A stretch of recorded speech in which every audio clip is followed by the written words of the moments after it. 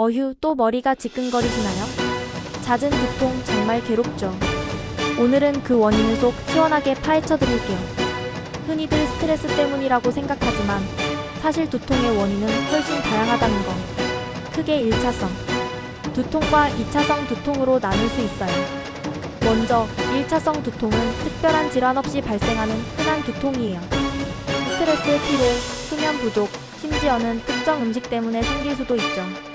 긴장성 두통이나 편두통이 대표적이에요. 하지만 2차성 두통은 좀 더 심각하게 봐야 해요. 뇌종양, 뇌출혈 같은 질병 때문에 나타나는 두통일 수 있거든요.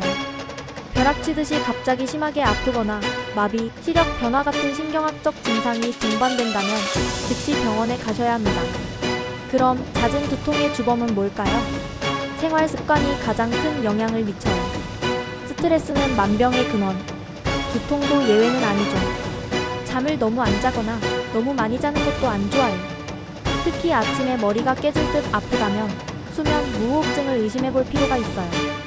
먹는 것도 중요해요. 기름진 음식, 패스트푸드, 탄산음료는 두통을 부르는 지름길. 초콜릿, 치즈, 감귤류도 편두통을 악화시킬 수 있다는 사실 잊지 마세요. 환경적인 요인도 무시할 수 없어요. 밝은 빛, 번쩍이는 조명, 날씨 변화, 심지어 높은 곳에 올라가는 것도 두통을 유발할 수 있거든요. 자세도 중요해요. 거북목, 장시간 앉아있는 습관은 만성 두통의 원인이 될 수 있어요. 턱관절 문제나 치아 문제도 두통을 일으킬 수 있다는 사실 놀랍죠? 여성분들은 호르몬 변화 때문에 두통이 더 자주 생길 수 있어요. 월경 기간에는 특히 조심해야 합니다. 혈압이 높으면 아침에 심한 두통이 올 수 있다는 것도 기억해두세요. 그렇다면 이런 잦은 두통 어떻게 예방하고 완화할 수 있을까요? 생활 습관 개선이 필수예요.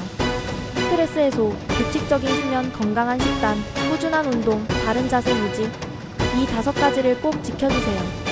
두통이 너무 심할 때는 진통제를 먹는 것도 방법이에요. 하지만 약에 너무 의존하면 안 되겠죠? 두통이 너무 잦거나 일상생활에 지장을 줄 정도라면 병원에 가서 정확한 진단을 받는 것이 중요합니다. 특히 갑자기 머리가 엄청나게 아프거나 마비, 감각 이상, 시력 변화 같은 증상이 동반된다면 절대 참지 말고 바로 병원으로 달려가세요. 뇌 건강에 문제가 있다는 신호일 수 있으니까요. 마지막으로 두통 일기를 쓰는 것도 도움이 돼요. 두통이 언제, 얼마나 자주, 얼마나 심하게, 어떤 증상과 함께 나타나는지 꼼꼼하게 기록해두면 의사 선생님이 진단하는 데 큰 도움이 될 거예요.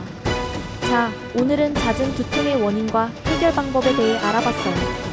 이제 더 이상 두통 때문에 괴로워하지 마시고 건강한 생활 습관으로 머리 맑은 하루 보내세요. 다음에 또 유익한 정보로 찾아올게요. 안녕.